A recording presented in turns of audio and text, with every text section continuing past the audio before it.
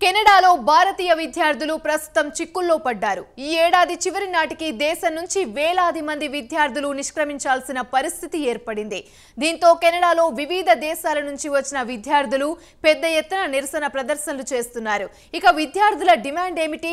వారు ఎందుకు నిరసన ప్రదర్శనలు చేయాల్సి వస్తుంది? స్పెషల్ స్టోరీలో దీనికి సంబంధించిన మరింత సమాచారం తెలుసుకుందాం.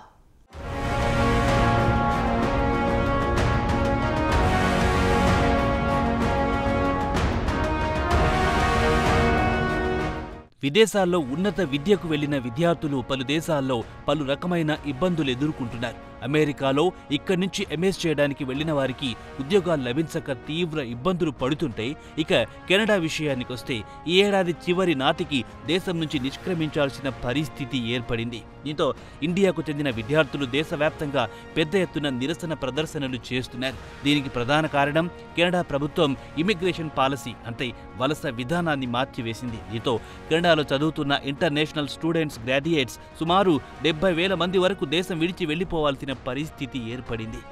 ఈ క్రమంలో ఇంటర్నేషనల్ స్టూడెంట్స్ దేశవ్యాప్తంగా నిరసనలకు దిగుతున్నారు. వీరితో పాటు ఇతర దేశాల నుంచి వచ్చిన నైపుణ్యం కలిగిన కార్మికులు కూడా తమ హక్కుల గురించి పోరాడుతున్నారు. ప్రభుత్వం వలస విధానంలో మార్పులు చేసినందువల్ల తాము దేశంలో కొనసాగవచ్చా లేక దేశం నుంచి నిష్క్రమించాలా అనే ఆందోళనలో వారు కూడా సతమతమవుతున్నారు.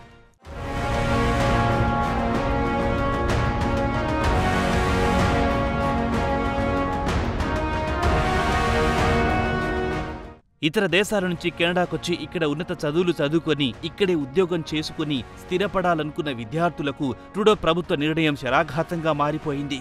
దేశంలోని అత్యంత రద్దీ కలిగిన నగరం అంటారియో నుంచి దేశంలోని అత్యంత సుందరమైన ప్రిన్స్ ఎడ్వర్డ్ ఐలాండ్ వరకు ఇలాంటి సీన్లే కనిపిస్తున్నాయి.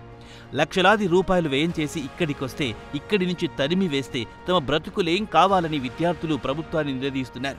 ఇక ప్రభుత్వం తీసుకొచ్చిన వలస విధానం విషయానికొస్తే ఇప్పటి వరకు కెనడా ప్రభుత్వం ఉదారంగా పౌరసత్వం ఇచ్చేది. ప్రస్తుతం పర్మనెంట్ రెసిడెన్సీ నామినేషన్ను 25% వరకు కోత విధించింది. ప్రిన్స్ ఎడ్వర్డ్ ఐలాండ్ ప్రావిన్స్ ప్రభుత్వం ఈ నిర్ణయం తీసుకుంది. ఈ నగరంలో పెద్ద ఎత్తున భారతీయ విద్యార్థులున్నారు.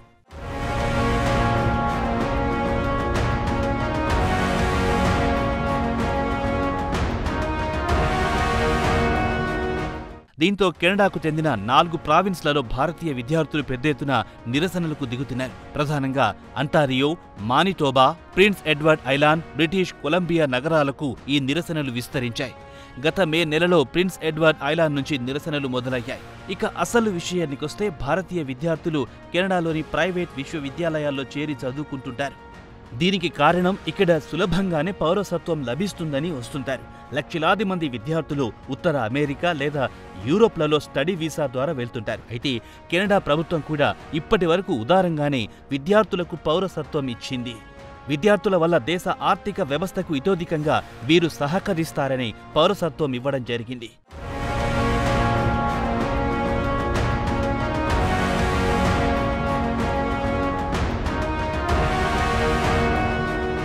భారతీయ విదేశాంగ మంత్రిత్వ శాఖ సమాచారం ప్రకారం కెనడాలో భారత పౌరులు సుమారు 28 లక్షల వరకు ఉంటారు. వారిలో సుమారు 18 లక్షల మందికి రెసిడెన్సీ అంటే పౌరసత్వం లభించి ఉంటుందని అంచనా వేసింది.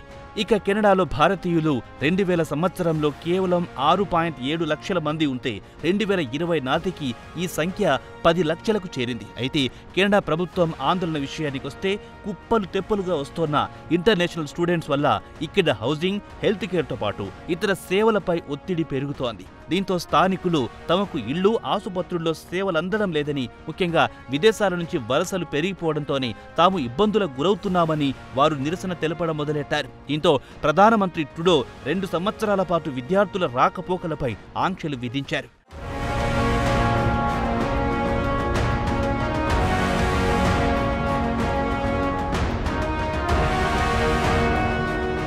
దీంతో ఈ ఏడాది స్టడీ పర్మిట్లు గతేడాదితో పోల్చుకుంటే 35% కోత విధించారు. 3.6 లక్షల మందికి మాత్రమే అనుమతి ఇస్తున్నారు. ఈ ఏడాది జూన్ 21 నుంచి విదేశీ విద్యార్థులు పోస్ట్ గ్రాడ్యుయేషన్ వర్క్ పర్మిట్ను అనుమతించమని ఇమిగ్రేషన్, రెఫ్యూజీ అండ్ సిటిజన్షిప్ మంత్రి మార్క్ మిల్లర్ ఆదేశాలు జారీ చేశారు.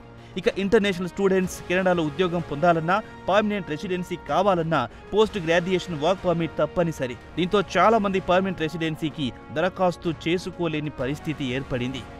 ఇదిలా ఉండగా కెనడా ప్రధానమంత్రి ఈ నెల 26న తక్కువ వేతనానికి పనిచేస్తున్న టెంపరరీ విదేశీ ఉద్యోగుల సంఖ్యను తగ్గిస్తున్నట్టు ప్రకటించారు. అలాగే యాజమాన్యాలు తమకు కావాల్సిన ఉద్యోగుల్లో 10% మాత్రమే తక్కువ వేతనాలు కలిగిన వారిని తీసుకోవచ్చని పేర్కొంది. గతంలో దీనిపై ఎలాంటి నియంత్రణ లేదు.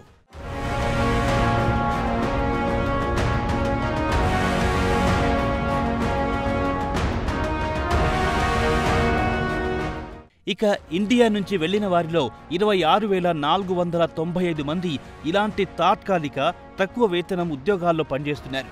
మెక్సికో తర్వాత భారతీయులు అతి తక్కువ వేతనానికి పనిచేస్తున్నారు. ఇక భారతీయ విద్యార్థుల విషయానికి వస్తే తామిక్కడ కొన్ని సంవత్సరాల నుంచి ఉంటున్నాం, ఇక్కడే చదువుకున్నాం, పని చేశాం, పన్నులు కట్టాం, కాంప్రహెన్సివ్ ర్యాంకింగ్ సిస్టంలో పాయింట్లు దక్కించుకున్నాం, తమ నుంచి ప్రభుత్వం ఎంత రావాలో అంత పిండుకున్నారు. ఇప్పుడు పోస్ట్ గ్రాడ్యుయేషన్ వర్క్ పర్మిట్ ఇవ్వమంటూ తమను బలవంతంగా పంపించి వేస్తున్నారంటూ ఆవేదన వ్యక్తం చేస్తున్నారు. విదేశీ విద్యార్థుల నిరసనలకు ప్రభుత్వం దిగొస్తుందా లేదో వేచి చూడాల్సిందే.